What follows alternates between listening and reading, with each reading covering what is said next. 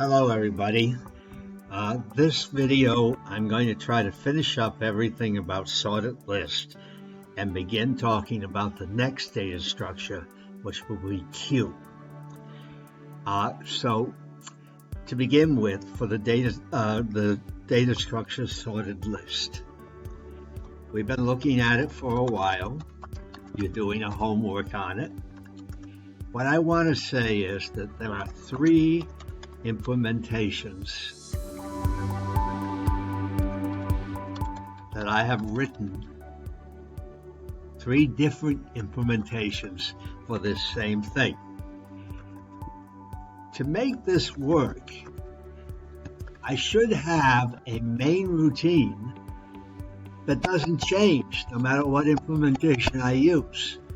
And that I do have, and I'll show it to you right now. As soon as I get it off where I have it hidden. Here we are.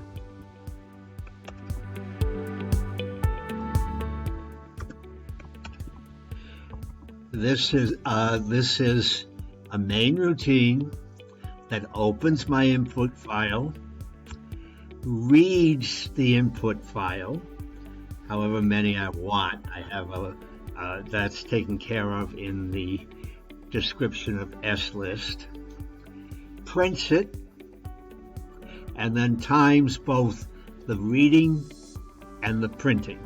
And the second, well, it just times the printing in this particular case. So that's the same file. I don't want to change that, no matter what I do with the implementation. Now the file needs a few things at the top that I plan to use with it. So I need my include files, and I need a few other things, and I'll show you those. I used fstream for the import string because the value is a string. iostream. Algorithm because I wanted to use the built-in sort for both the array and the vector. It would be faster than what I could write. ctime because I wanted to time it. And I decided to try 10,000 in this particular case. Those are going to remain the same. Now, SList is what is going to change. And here's the first of the SList. It's a pretty short one. And we'll take a look at this. This list is the array implementation. So let me put up here that this is the array. I gotta write it down here. Array implementation. I just leave it as array.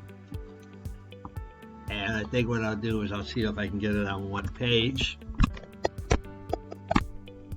So I have the method. The way this is going to be, it's going to be string. It's going to be an array. So it's a string, an array of strings. Read in bulk is going to take in the items and just put them in the array. You notice I didn't sort them yet. Then after I read them all in, I did the sort. That is the built-in sort for an array. It comes from algorithm. st is appointed to the beginning of the array, and st plus index is appointed to the end of the array because I add every time I read something in. But as usual, I'm one ahead. There is no STINX. There's an STINX minus 1, and that's the way sort works. It goes to the one before ST plus INX. plist is simple. It's just an output. I have the is empty, which is the same. Is full, I just put it down for N. Now add to list, I didn't fill in. I filled that in a different program I wrote, which I will probably be coming shortly. Now that's one way of implementing it.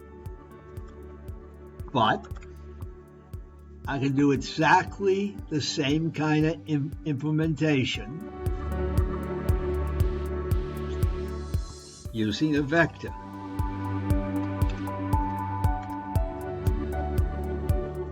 So I'll show you the same thing using a vector. I gotta get that over here, just give me a second. Get the S list, here it is. And I have it right here.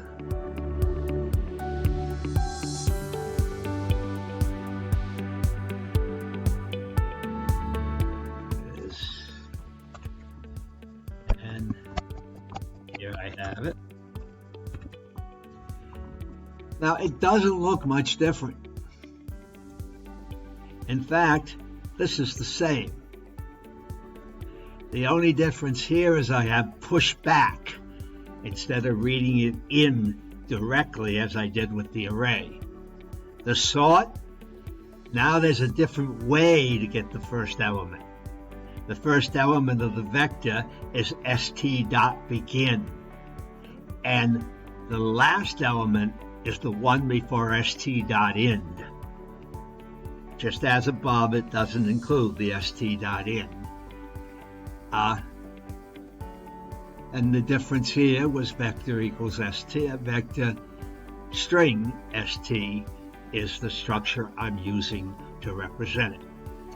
Now again, I wrote this and I don't have to change the main line, even though I changed the way it was implemented. Now finally, I'm going to try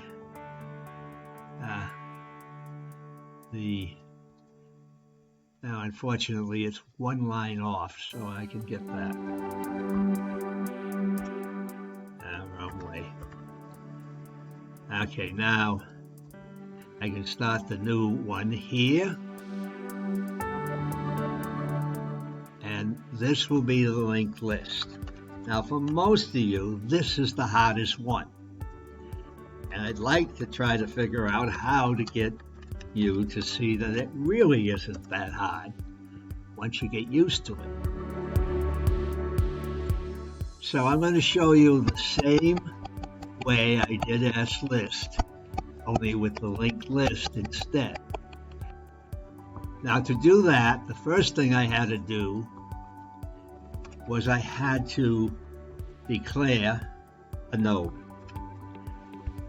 So before I could do anything else, I needed a node. Then I could run the class. So we'll get the class up in a second. Now this seems to add more. Yes, this one was more complicated, but that's true. And so let's take a look. So first of all, instead of declaring it as a vector or as an array, I declared it as names pointing to node. So the inside is names, where up here, the structure that was holding everything was st. So that is a difference, but you notice they're both type slist. So the user has no idea that I changed things inside. I started as null, it's empty, and then I have read invoke. Now read invoke simply says, get in the string that you want to read. I passed in the file where the string was, and I made sure it came in as reference so it could change as things were done to it. I create a new node, new value, and then I read in the first value. While I'm not at the end of the file, I create the new node, put the value in. I don't have to put the null in because it's already there. And then I call add to list, and then I loop around again. And each time I read a new value, and I increase INX, so that just as above, INX is how many there are.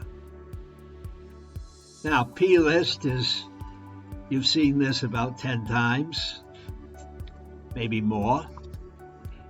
It simply says walk down the list one by one. Start temp off at names, and then go print out what temp points to if you're not at the end. Move temp to the next one. I wanted to print out the number, so I put ++ there for the number. And keep going until you get to the end. So that one is, we've seen it. Now this was the complicated one, add to list. And this is something that you had to think about in your homework 3. Some of you are still doing it, I know. There's a special case. The first one has something different than the others. When I have temp and my second temp, when I have temp, the problem is that I'm always going to have names is not a node. Names is a pointer to a node. But when I have temp going down, I'm going to keep making temp pointers to a node, and they're going to have node structure. So the first one is different. What I do in the first one is say, if names is null, then I'm going to add it right at the beginning. Or if the value that I'm putting in, the value that I put in that node, that I read in, is less than the first value in the list, then I take the new node and point it to the first value of the list, and I have the name of the list point to the new value. So that takes care of the first case. Now the second, the general case. All right, temp is names. I probably could have done without that since I'd done it already.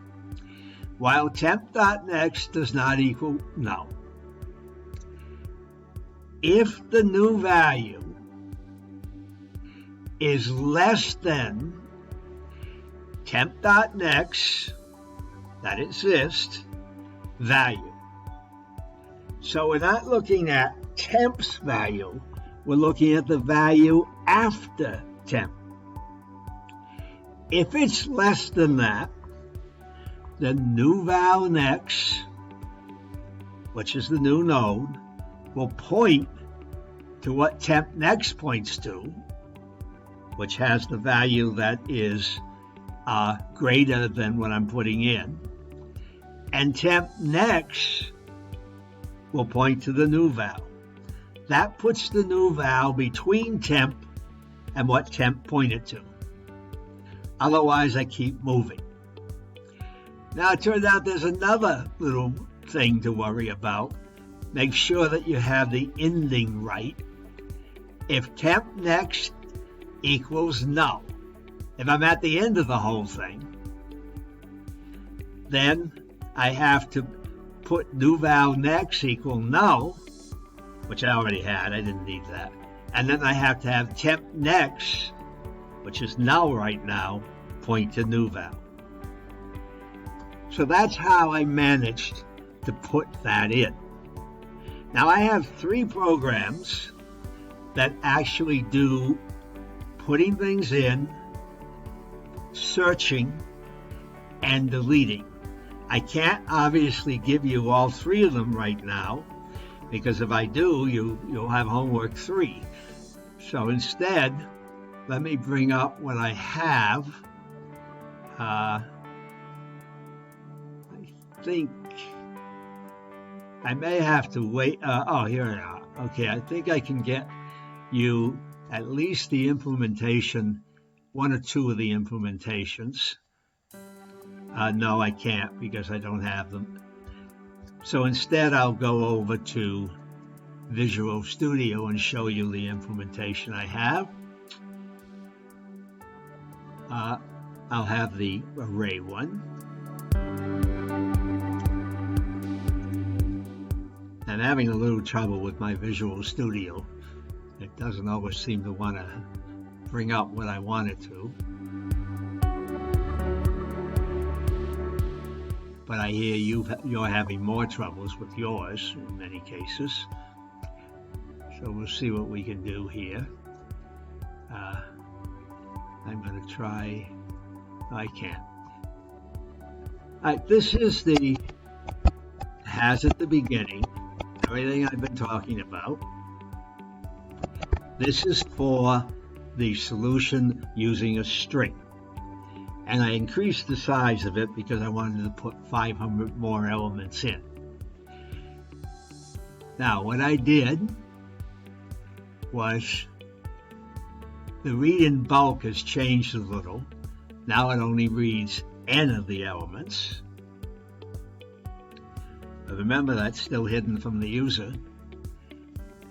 And I did the same thing with the others.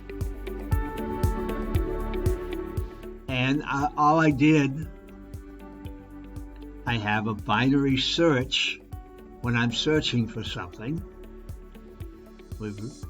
And here's the main routine. First of all, I read in bulk. That puts it in.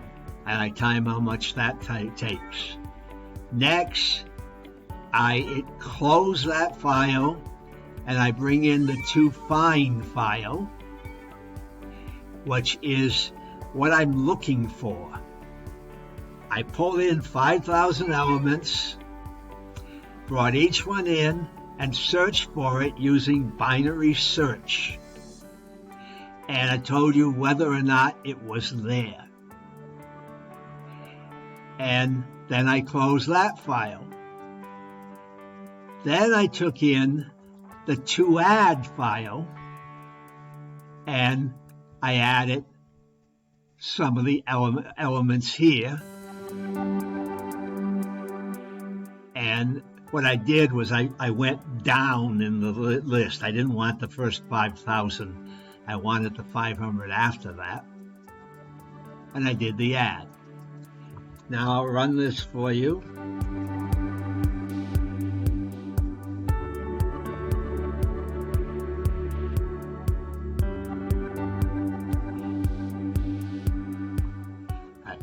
You notice this file is 1,499.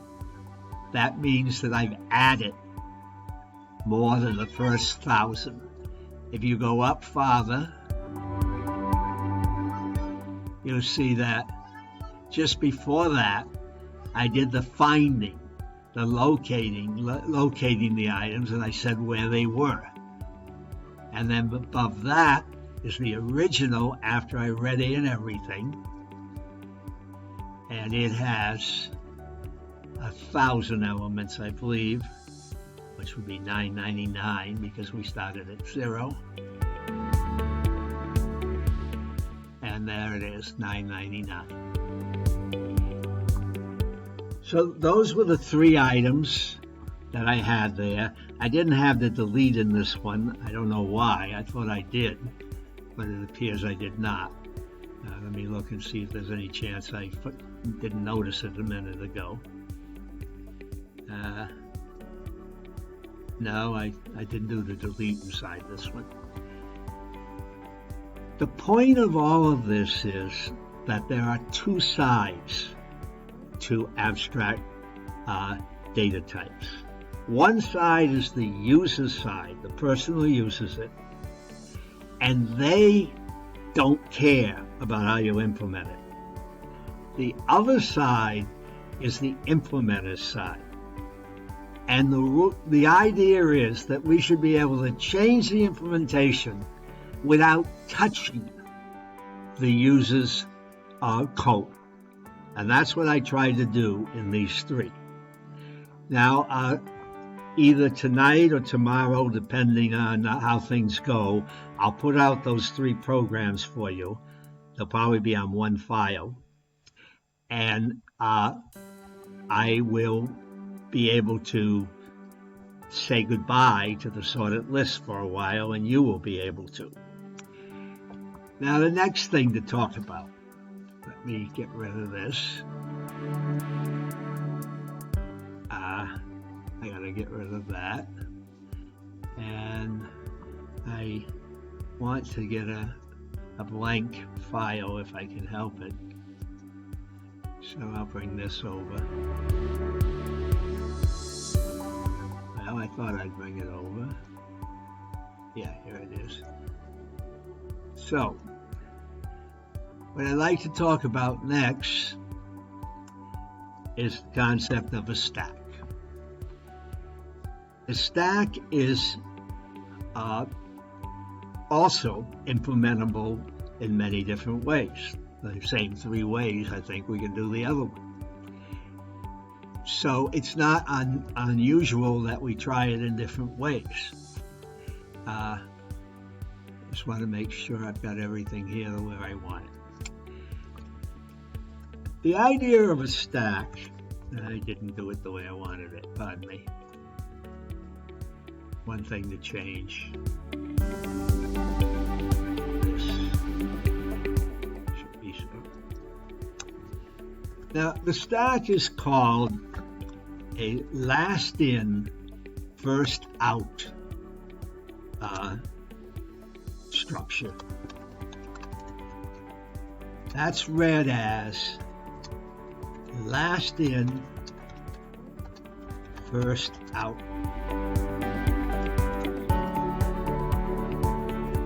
What this means is that we are thinking about the stack as having two ends, but only one of the ends is ever operational. Only in one of the ends do we ever do anything. We add to the front of the stack, or I'll say the top of the stack, and we remove from the top of the stack.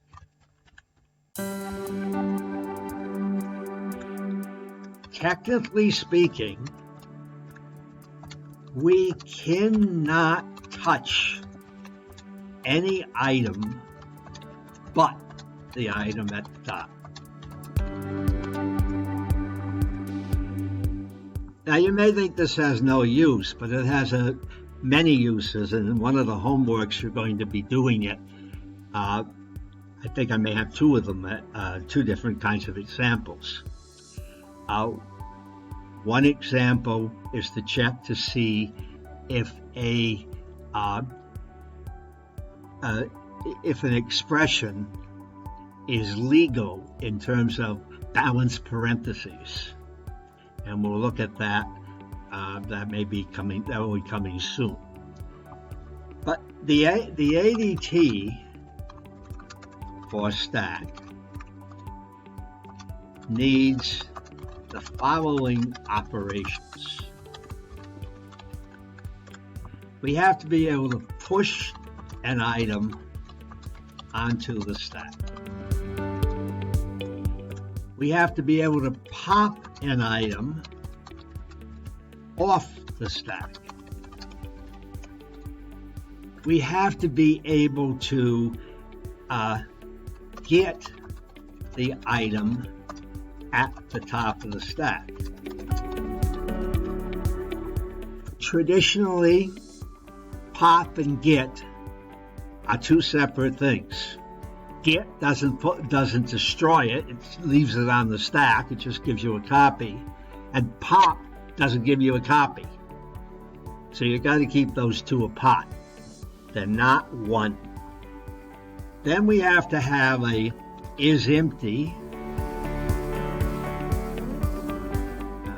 Write it this way.